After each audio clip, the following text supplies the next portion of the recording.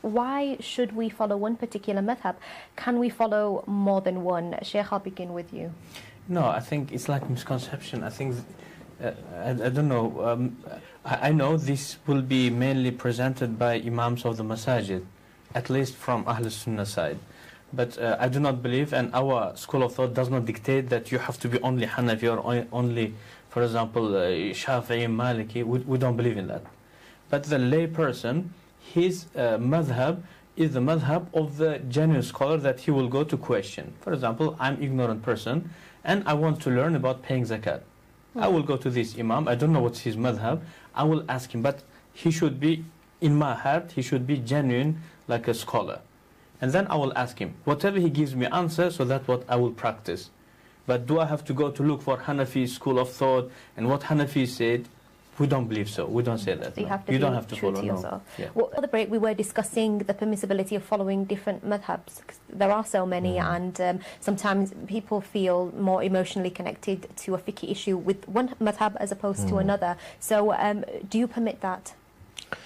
In the Imami Shia 12 theology, or jurisprudence rather, the concept of following a particular school of thought is described as the following, that the essence of why does an individual follow anyway? And why does any human being, any Muslim need to refer? And that is because the Quran and the Sunnah need to be understood and interpreted. And certainly for the modern day-to-day contemporary issues, these have to be presented to the people in order to clarify what their stance is when it comes to life matters, how they should practice, what should they do.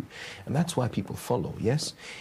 Within the kind of our school, this is how it's presented, that the references by and large, and I guess it's very important to clarify that yes, there are several schools of thought within the religion of Islam, but the distinct feature from the school of Ahlul Bayt, the Shias, from the other at least 4 main schools of thought within the religion of Islam, is that the Shias primarily take their teachings from the family of the Prophet.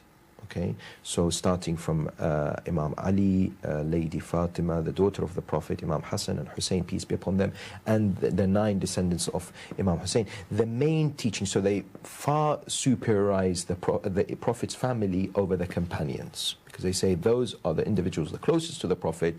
Quran mentions them, and there's so much evidence. Anyway, so they say the sources of Islamic law is taken from them, from the Prophet, and these individuals who know the Prophet best, and they've taken it from the Prophet directly.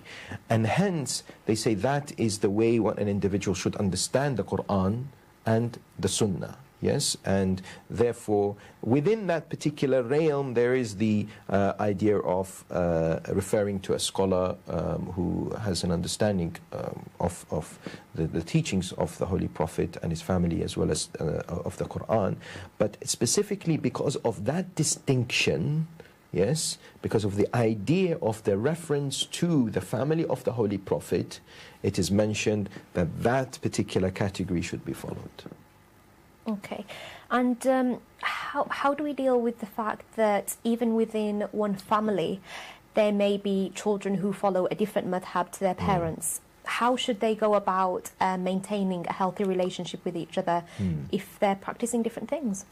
First of all, I don't think anyone, as the Quran says, La ikraha fi din, there is no compulsion in religion. There's no capacity in Islamic teachings to force anyone to follow a madhab or a particular faith for that matter, in that sense. So an individual, because what happens is, if you do, that's counterproductive. People will embrace a faith or a teachings in their hearts. And if they don't, if it's just on the tongue because they're forced, the moment that that force is removed, they turn back. Yes?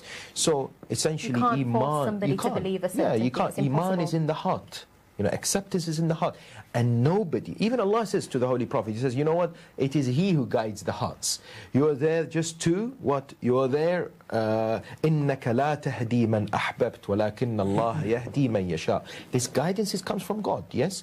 So ultimately, I can't come and force anyone to accept anything that I believe, because I can try to present evidence to say, look, this is what I believe. It's up to you whether to accept it. That's why it pains me. I've been at university in this country, and there are Muslims out there who stand and truly at university campuses and so on. What do? They're there to intimidate, and they say to people, oh, you have to do this, and so on and so forth. I remember being at university, and one day in our faith, in our madhab, if there is something which is detrimental, for instance, the Jum'ah prayers can be missed. So I did not attend Jum'ah, but they came to me and said, how could you, you're this, you're that, and so on, passing judgments of people because they don't follow that particular school or that particular ideology. And that is a problematic approach and a wrong understanding of Islamic faith. I can't force my faith upon anyone, and I don't expect and I hope no one else does that on me too.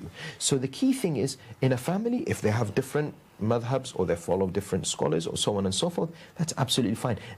We have to learn as Muslims to coexist, to have respect, to have love and understanding between each other, not condemn each other just because we differ from each other, and to be able to learn from each other. We all have strengths and weaknesses, to be able to use rational deductions and sit down and be open-minded. There's nothing wrong with sitting down and open-mindedness and saying, okay, you believe this, let's listen to this, let's try and understand it, and that's the best way to live a coexistent society. Shaykh, obviously sometimes people do pick different madhabs because they agree with a part of one as opposed to part of the other. Why do you think people do sometimes step out of their madhabs on occasions?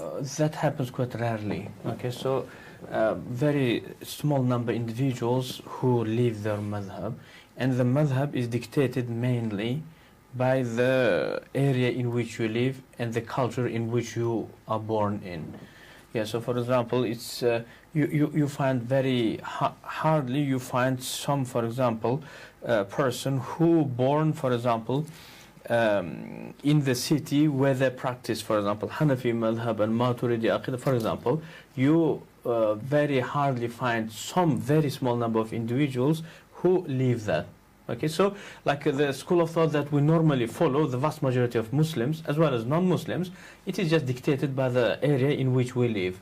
Okay, so but the reasons why we leave them schools of thought, it could be many, and some of them could be because they have genuine seekers for the truth, and they are open for any truth, regardless if it comes from here, from there, from third place. And sometimes it could be because of money, wealth, okay, or because of even these marriage reasons. Okay, so even people change their religion for the marriage purpose. Okay, so leaving Islam to Christianity, or Christianity to Islam because of marriage reasons. Sometimes because of job purposes. So reasons could be many as much. But the reason for most of the people to practice some certain, you can say, school of thought is mainly because they are born and raised in that culture. So that's my understanding, actually. And what about some people who don't want to be associated with madhabs? They just say, I'm just a Muslim, I don't want to stay anything. My answer to that is, at the surface level, I might be slightly controversial here, but at the surface level, that resonates with a lot of people. People send tweets to me and they say, okay, why do you have to be called so-and-so? Why do I have to have a madhab? Why do I have to be called Sunni or Shia or Shafi'i or Hanbali or Hanafi or Ja'fari? Why can't I just be called Muslim? And the best thing is they come forward and say, the Prophet was neither Sunni or Shia. Why can't I be like a Prophet? That's a very simplistic looking way of it. Let's be absolutely honest. Would you say it's idealistic? It's very idealistic as well, but it's more simplistic. The reason being is, can I just say, you know what, I live in Timbuktu, but why can't I be British? I want to just call myself British. I've never been to Britain. I never associate myself with British values or British society or constitution. I don't know what Britain is all about, but can I just be called British?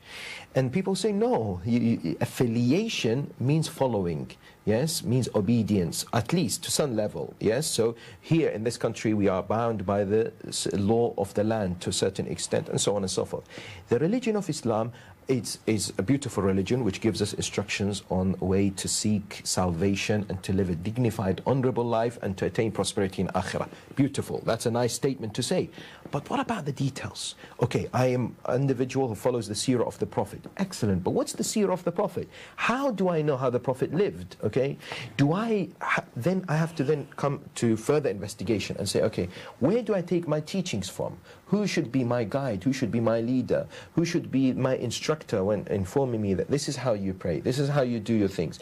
And it is a problem to come and somehow associate sectarianism with the rejection of madhabs. That's totally different things. Sectarianism is when you come to denounce the other and incite violence and aggression against different madhab in Islam. That's wrong. But even saying, I don't have a madhab, doesn't really make sense, because, okay, but then how do you know what you're doing is actually from the Prophet? Who have you followed? Who is the chain? Where does it all end? Shaykh, what about, do you think it's possible for a person to read the Quran and study it from a very young age and read from different scholars and sort of come to their own conclusions? Do you think we can do that? Well, obviously, in my own understanding, that's how it should be, because seeking the truth, it is the first duty of the genuine believer. But coming back to the issue of, is it possible that, for example, you can be just simply Muslim and you will not get engaged, for example, to Hanafi, Shafi'i, Jafari, Zaydi, etc. So I say, if question is that sufficient for you to enter paradise? No doubt, 100% it is sufficient. So for example, the issues which is between us and the Jafari brothers, they say Abu Bakr and Umar, they were not valid caliphs, but Imam Ali is supposed to be. And we say other way around. So I say, from our side, I say, if you don't know Abu Bakr and if you don't know Imam Ali, so still you can go to paradise without being punished. What about converts who convert to Islam and, you know, maybe for a short while they call themselves Muslims, but then speaking to Muslims, they find out that they have to pick a particular madhab. What's the best way to advise them? Just very quickly, one sentence, because we're at the end of the show. From my point of view, you don't have to be engaged into any group, but you have to study and you have to be open to seek knowledge. Study the Quran. You can interpret.